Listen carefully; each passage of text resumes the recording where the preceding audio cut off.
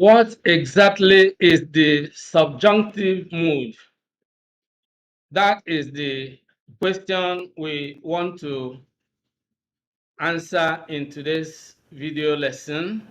We are going to look at top ways to use the subjunctive mood, what it means exactly in English grammar, and how to use the subjunctive mood. This is part of our advanced English grammar lesson. And if you are exactly interested in videos like this, make sure you subscribe to the channel and click on the bell icon as well, so that whenever I upload a new video on this channel, you will be notified instantly.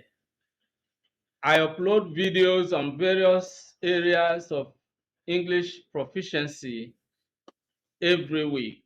I also upload videos on content creation because it is a proven reality that once you are able to use a language efficiently, then you can also create valuable content using that language, because a language is a powerful tool for creating content.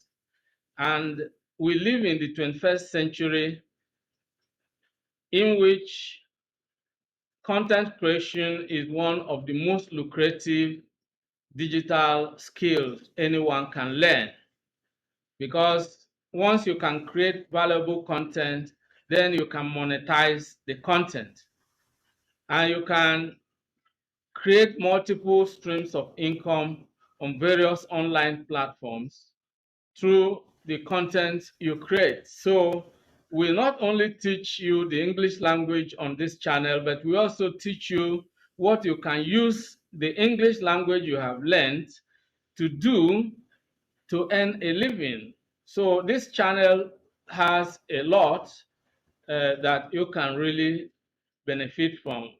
We are committed to creating valuable content that will enable everyone who is really serious-minded to create the success they desire and deserve.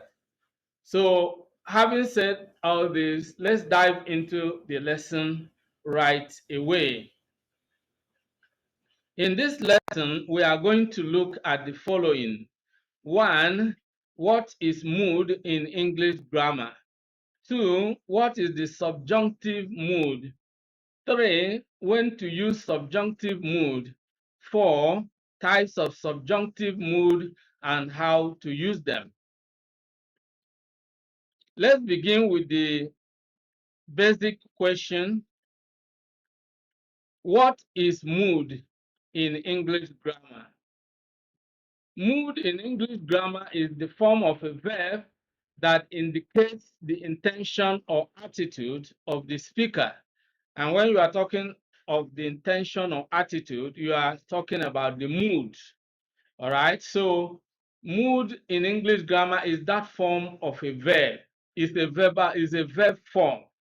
A verb has different forms. For example, if you have the verb be or to be, then you have 8 various forms. You have am, you have is, you have are, you have was, you have were, you have been, you have been, and then you have be. Okay, so various forms. Now, let's look at the verb speak. You have speak, you have spoke, you have spoken, you have speaking, all right? And you have spoken, will speak, and so on. Different, when all these forms of the verb I have mentioned refer to tense. So that is the next thing I want you to take note of. A verb in English has a tense and also a mood. You are probably familiar with the tenses of verbs in English. But today we are going a step further from the tense of the verb to look at the mood of the verb. So a verb has tense and also has a mood. Okay? The tense of a verb indicates when an action occurred. In other words, when you are talking of tenses of the verb, you are talking about the form of the verb that indicates the time, while the mood indicates how the action is viewed by the speaker. So let's put it this way. The tense of the verb refers to time of action.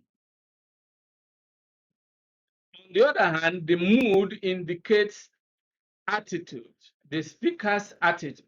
Okay, so we shall examine this critically because that's what this video is about. There are five main grammatical moods: indicative mood, imperative mood, interrogative mood, conditional mood, and subjunctive mood. When you are using the indicative mood, you are dealing with statements of facts, factual statements. If you are dealing with the imperative mood, you are dealing with command, giving instruction. If you are dealing with the interrogative mood, you are dealing with questions. If you are dealing with the conditional mood, you are dealing with, conditions for certain things to be true or untrue. And then subjunctive mood is specifically the topic for today's lesson. Okay, and that's the next thing we are going to look into in details. What is the subjunctive mood? The subjunctive mood is the sentence construction we use when talking about wishes, hopes, and other hypothetical situations. Now, a hypothetical situation is an unreal situation, is an imaginary situation, something that did not happen, but rather something that is a product of someone's imagination, something you imagined. We use the subjunctive mood for expressing unreal situations, unlike the indicative mood, which is applied to factual statements. You can see the difference. Now, the subjunctive mood is the verb form or the form of the verb which we use to express a hypothetical situation, a wish, or a suggestion. There are a number of ideas, a number of, what you could refer to as the moods of the speaker's attitude. You know, different forms of the verb are used to indicate these various moods. Okay, and then we are going to look at them. Using the subjunctive mood involves a change in the form of a given verb. For example, am or was changes to were. For example, if I were you, I would apologize to him. In this sentence, instead of saying if I was you, which of course is rare to hear because whenever you are making a statement like this, you are using the subjunctive mood. And the appropriate form of the verb is were. If I were you, it doesn't matter whether the subject is I or you or he or she or we or they, the verb remains the same. If you were, if he were, if she were, if we were, if they were. So the verb form is were. If I were you, I would apologize to him. Yeah. Now, am, is, or are changes to be. For example, I demand that she be present. Instead of saying I demand that she is present. Normally, if you are making an indicative sentence, you say she is present. But because it is the subjunctive, you use the be form of the verb instead of is. So instead of saying, I demand that she is present, you say, I demand that she be present. All right. So that is how to put it in the subjunctive mood.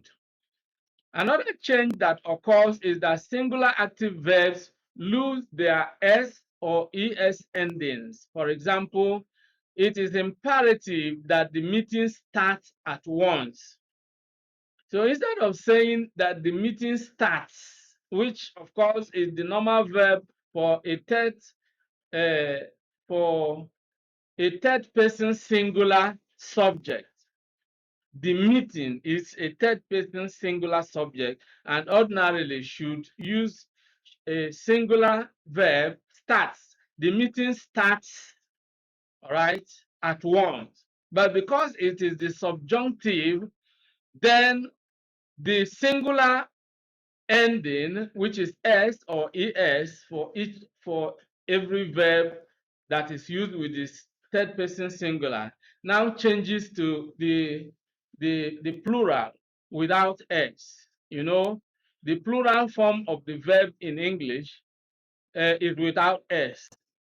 The singular form of the verb in English takes s, so it works in opposite direction to noun. When you pluralize a noun, it takes s. All right, boy, boys, one boy, two or more boys, but it is not so when you are looking at the verb. Okay, so that's the lesson for another day. Now let's look at when to use the subjunctive mood. When exactly should you use the subjunctive mood? Let's look into this question. The subjunctive mood is used when talking about something you want to happen, something that you hope will happen, or something that you expect or imagine will happen. So in most cases, the subjunctive mood is used to express some hypothetical or imaginary situations. Okay, that is one thing you need to understand about the subjunctive mood. When you want to talk about real situations or facts, then you use the indicative mood. But when you are talking about unreal or hypothetical situations, you use the subjunctive mood in most cases. Now, use the subjunctive mood when discussing the following: a hypothetical situation, as I earlier mentioned. For example, if I were an eagle, I would fly away from here. Now, what makes it a hypothetical situation or an imaginary situation is that it is not real. I cannot be an eagle. I am a human being. I don't have wings like an eagle. So it is an impossible situation. If I were an eagle, I would fly away from here. That is why you use the verb form, which in itself looks strange because it breaks the rule of concord. You cannot use I with where, all right? Because where is a plural verb and I, in most cases, is singular. All right, so you can say I am or I was, but certainly not I were. You cannot say I are. All right, so but this is the subjunctive mood, and you are talking about a hypothetical situation. So because it is not a real situation, it has to be captured using the subjunctive mood. Now, a demand. You use the subjunctive mood when discussing a demand. For example, we demand that the chairman resign immediately. Now, again, you see the form of the verb resign. When you are making a direct statement, you usually say the chairman resigns. the chairman resigns, because this is the third person singular and the verb should be singular. And when the verb is singular, it takes S. But in the subjunctive mood, the S is eliminated. So what you have is, we demand that the chairman resign immediately. So if someone says, we demand that the chairman resigns immediately, you are actually committing a grammatical blunder, because you intend to use the subjunctive mood, but you end up not using it. Okay? Now, another thing is that you can use the subjunctive mood when discussing a wish. For example, all right, let's move this a bit.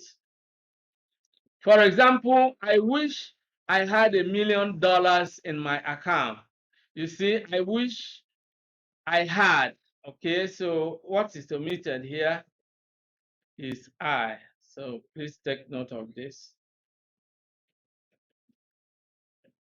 Okay. I wish I had $1 million in my account. You see? And again, you see that when using the subjunctive mood, the past tense of the verb is used after wish. And then after demand, here you can see that it is the base form of the verb. But in a wish, it's a different thing altogether. You use the past tense. I wish I had $1 million. I wish I had. It is not I wish I have. No, I wish I had. Okay? So that is the way it is done. Then another thing you can discuss using the subjunctive mood is a suggestion. For example, Mark suggested that we postpone the meeting. Mark suggested that we postpone the meeting. Okay, so you see the base form of the verb postpone, that we postpone. Okay, that is exactly the way it is done. Well, let's wipe the mark here. Let's clear it and then move on. Now let's look at types of subjunctive mood, beginning with present subjunctive. You have the present and you have the past subjunctive. There are some others, but we are focusing our attention on these two major ones, the present subjunctive and the past subjunctive. Let's start with the present. Now, the present subjunctive mood uses the base form of the verb with all subjects. Okay, S is missing here, with all subjects. Okay.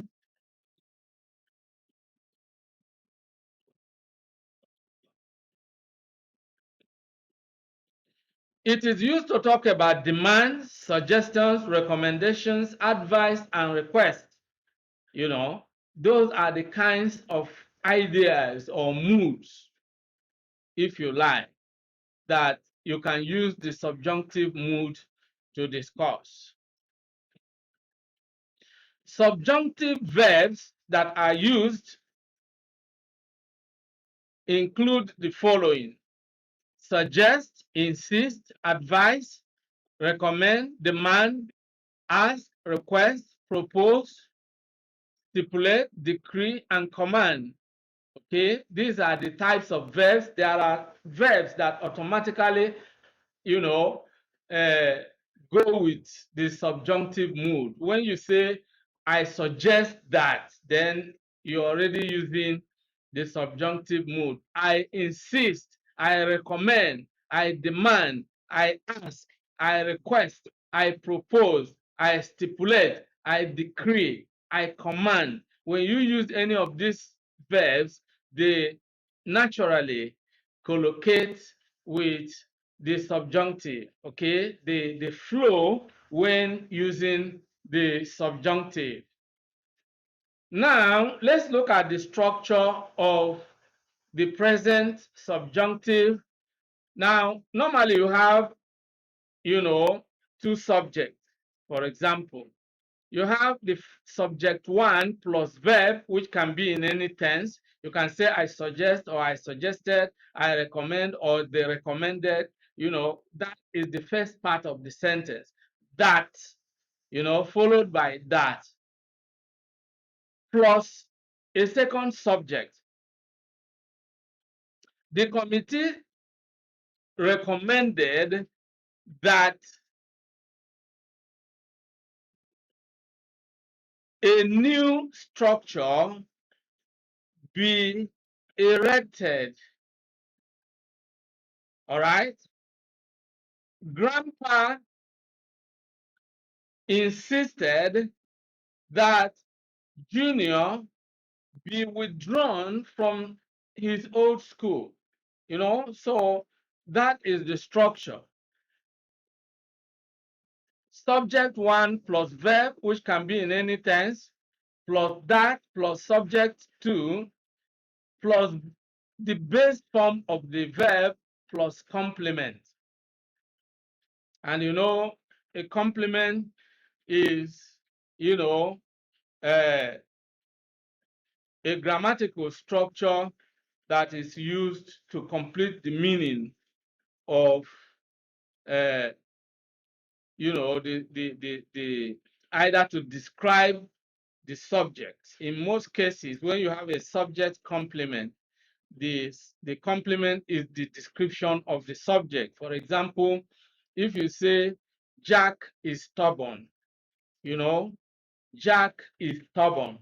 Now, or if you say Jack is a boy, well, okay, let's use Jack is a boy. So here you have subject one, subject two. So Jack is a boy.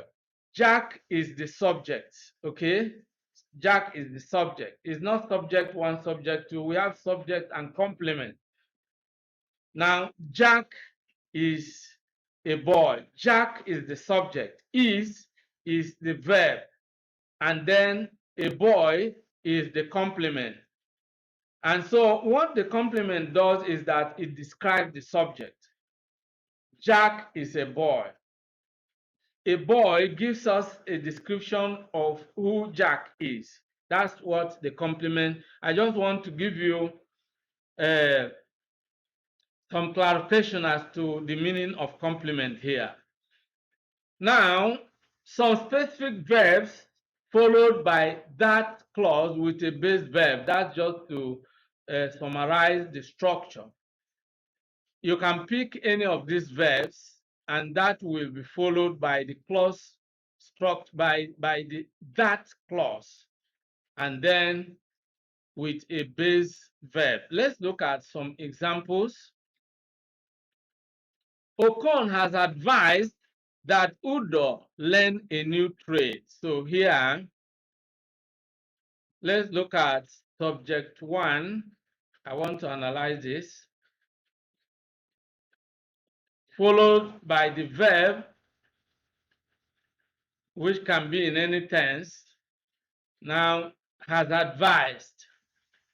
Followed by that, okay? This is the that clause with a base verb. The base verb here is learn.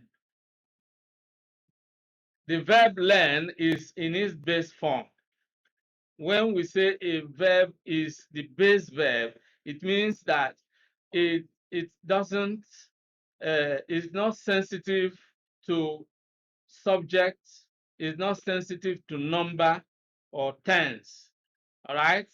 So ordinarily you can say Udo learns a new trade, but here you say that Udo learn a new trade. So in that clause, the whole of this clause is called the that clause. That's what we mean by that clause.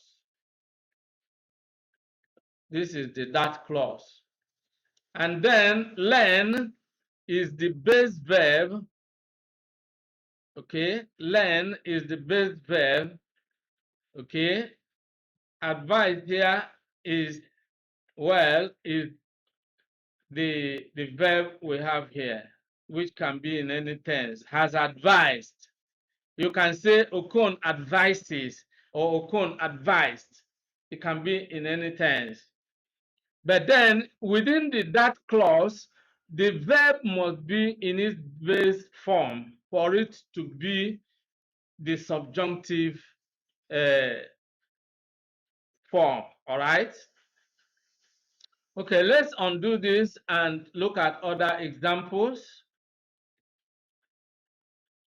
Michael insisted that the meeting start immediately. You see the same structure. Michael is the subject, insisted is the verb. Then here you have the that clause. Within this that clause, you have the base verb that the meeting starts immediately. You are not saying the meeting starts immediately. No. That singular form of the verb, the S and the, excuse me, is eliminated because we are discussing, we are now in this, we are discussing, uh, we are discussing an idea using the subjunctive mood. Okay. Another example, the principal demands that we study hard. The principal demands that we study hard. That we study hard. Again, you see the principal is the subject, the verb is demands. This is the that clause, that we study hard. Within the that clause, the verb must be in its base form. So these are the specific rules you need to observe when using the subjunctive mood. The next example is Rose suggested that Mary buy the green gown. Now, Rose is the subject, suggested is the verb, then that Mary buy the green gown is the that clause. Within this that clause, then we have buy is the base verb. Okay? And the last example here, Felix proposed that we get married. Felix proposed that we get married. Now, assuming that a lady is making this statement, you know, and she is saying, Felix proposed that we get married. So that is another example. Now let's move on. In continuation of the present subjunctive mood, we want to look at passive construction. You know, you should be aware of the difference between active and passive verbs, active and passive voice, active and passive sentences. Now, the previous examples we gave or we discussed are in the active voice. We want to look at passive construction. Now, when a sentence is in the active voice, the subject is performing the action reported by the verb. But when it is in the passive form, then the subject receives the action. So that's the difference. Now let's look at some example how this relates to the subjunctive mood. Let's look at some examples. Grandpa advised that Junior be sent to another school. You see, be sent to another school. So here you can see the in this that clause, Junior is the receiver of the action rather than the doer of the action. Instead of saying Grandpa advised that Junior goes that Junior move to another school. In that case, that will be active. But here, it is someone who has to send Junior to another school. So Junior is the one that received the action of being sent. Grandpa advised that Junior be sent to another school. Let's take another example so you can understand the passive construction using be plus V3, which is the past participle or the past perfect, if you like.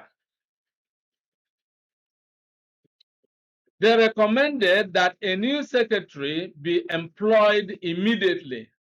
So the verb be is always used together with the V3 form of another verb. They recommended that a new secretary be employed immediately. He suggested that an emergency meeting be convened to discuss the matter. These are passive constructions using the subjunctive, okay? The striking lecturers demanded that the education minister be sacked immediately. So then another example, the principal is insisting that Henry repeat the class. Well, this one is active, please.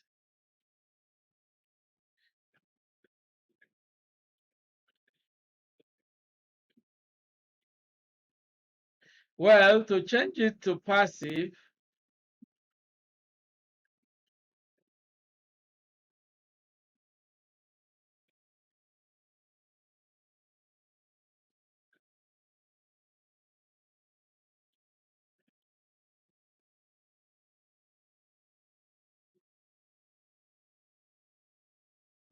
yeah, this is actually turning it to a passive construction. When you say the principal is insisting that Henry repeat the class, this is in the active mood.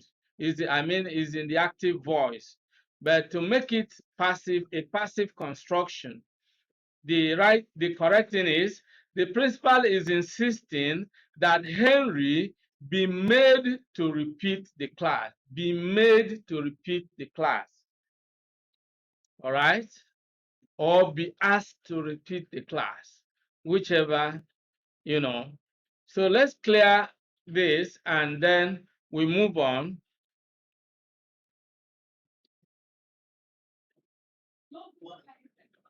Now we are going to look at more examples of what the present subjunctive mood is all about. And here we are looking at adjectives that go with subjunctive mood.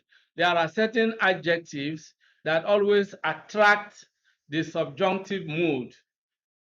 And we are going to look at these examples. Such adjectives include urgent, important, necessary, imperative, suggested, recommended, advisable, vital, crucial, essential, and desirable. The structure of this type of sentence that uses the subjunctive mood is it plus is plus adjective, that's the subjunctive adjective if you like, plus that clause. Let's look at some examples. It is imperative that we save for the rainy day. That we save for the rainy day. So when you use the adjective imperative, it always goes with that clause, which of course uh, you know goes with the subjunctive mood. It is necessary that we repair the tap. Take note of the adjective necessary. It is urgent that I withdraw Junior from that school for security reasons. It is highly recommended that all schools remain closed until further notice. It is highly recommended that all schools in the area remain closed until further notice. It is important that children obey their parents' instructions.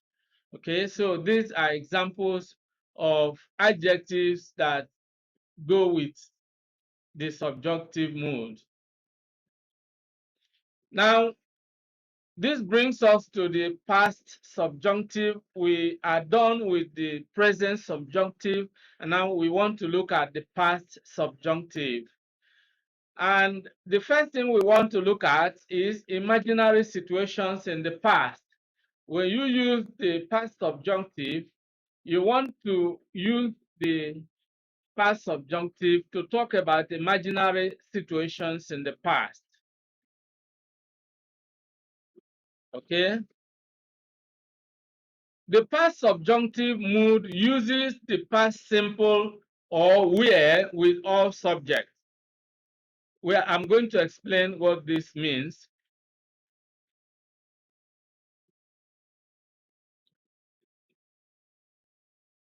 It is used to talk about imaginary situations in the past, things we wish were true or that we wish had happened in the past. The structure is as follows: if plus subject 1 plus where plus subject 2 plus main clause. Let's look at examples. If I were you, I would return to the party. If men were God, they would destroy their enemies immediately. If Debbie were at the seminar, she would speak on this topic. If I were a millionaire, I would buy my parents a mansion. If John were at the assembly, he would raise a son. You see, these are hypothetical situations. For example, if I were you, it is impossible for me to be you. I cannot be you. And so it is just a hypothetical situation. It exists in the realm of imagination. If I were you, I would return to the party. But, you know, it is just not possible for me to be you. Okay, so it's a hypothetical situation. If men were God, of course, men can never be God. If men were God, they would destroy their enemies immediately. If Debbie were at the seminar, the fact is that Debbie wasn't at the seminar. Debbie wasn't at the seminar, and she didn't speak on this topic. Okay, so that's exactly what this is all about. Let's move on. And then we look at supposition and others. There are other uses, all right, other hypothetical situations and other constructions, other grammatical constructions that enable us to express or use the subjunctive mood. And the first is sentences using suppose. For example, let's suppose you were the chief speaker.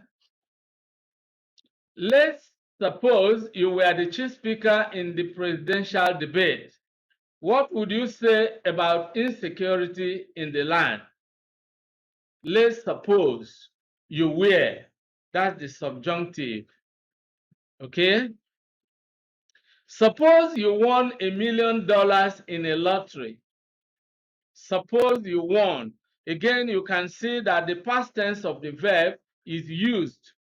Suppose you won, not suppose you win. Suppose you won. Let's suppose you were the chief speaker, all right? Suppose you won $1 million in a lottery. How would you spend the money?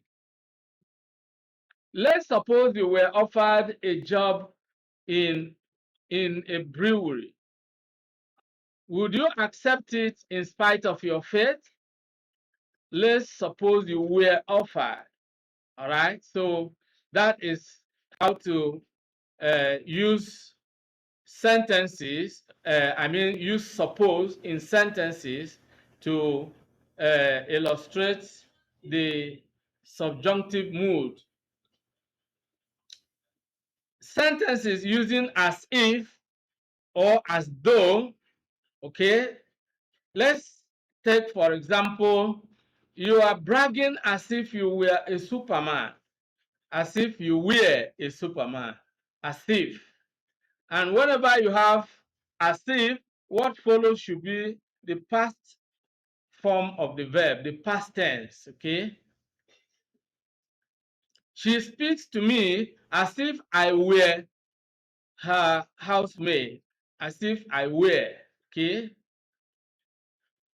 The man spoke to me as though he knew me, but I had never met him before. Now let's look at other examples, other types of sentences using other subjunctive phrases, if you like. Sentences using the phrase "it is time" or "it is high time." Okay, for example, it is time you went to the bank to cash that check. It is time you went. So it is wrong to say it is time you go. It is time you went, because this is the subjunctive mood you are dealing with. It is time the government changed its economic policies. Things are really getting out of hand. It is time the government changed. Okay? It is high time the lecturers called the strike off, or called off the strike. There's an omission here.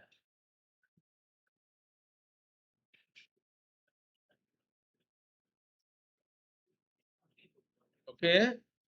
It is high time the lecturers called off the strike. Another example, of course, another type of sentence or another type of grammatical construction, sentences using the phrase "I would rather" or "he would rather," sentences that suggest preference. Okay? For example, I would rather you didn't tell them about the incident. I would rather you didn't. You see, that uses the past tense again. I would rather Jack went to pick up Junior from school. So it's not I would rather Jack goes. No, I would rather Jack went to pick up Junior from school. Another example, Grandma would rather I married from the village. Grandma would rather I married from the village. So those are examples, using the phrase I would rather or he would rather. Now, let's now look at some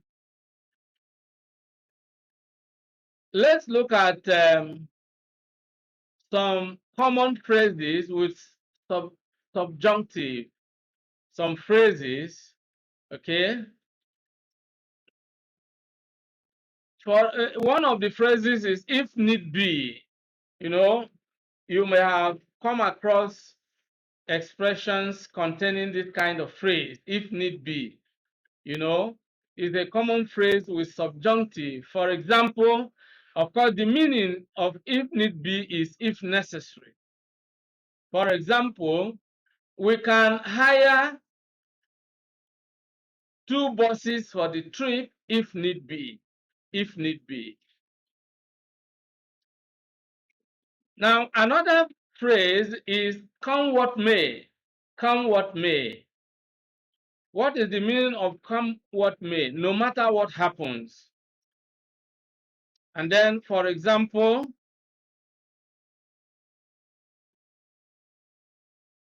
we are going to commission the project next week, come what may.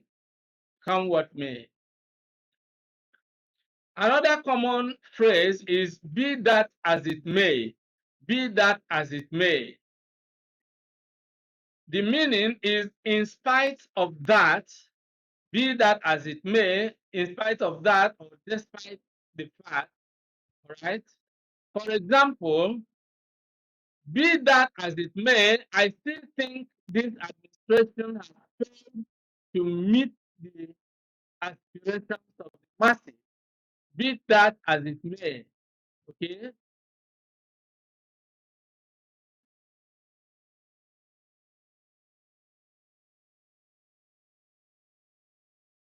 Still other common phrases, far be it from me, far be it from me. This sounds like a biblical expression, far be it from me.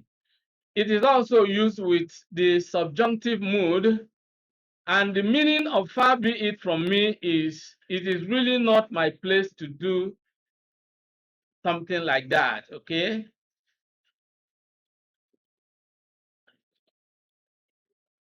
For example, far be it from me to encourage separation, but I think it's better to be alive separated than to be killed by a violent spouse. You know, a woman is always being uh, beaten, you know, with all kinds of weapons by the husband. And so you say, far be it from me to encourage separation, but I think it is better to be alive separated than to be killed by a violent spouse, you know. And sometimes far be it from me can be used when you actually want to, you know, want to say something that looks like a criticism, but you don't want it to appear as a criticism. It should not appear as if you are criticizing the person. For example, far be it from me to criticize, you know, someone, but shouldn't, you know, shouldn't he take the blame for his actions? Okay, you know, something like that. Then the next expression is heaven forbid, heaven forbid. Okay, so there is a typo here. This should be D.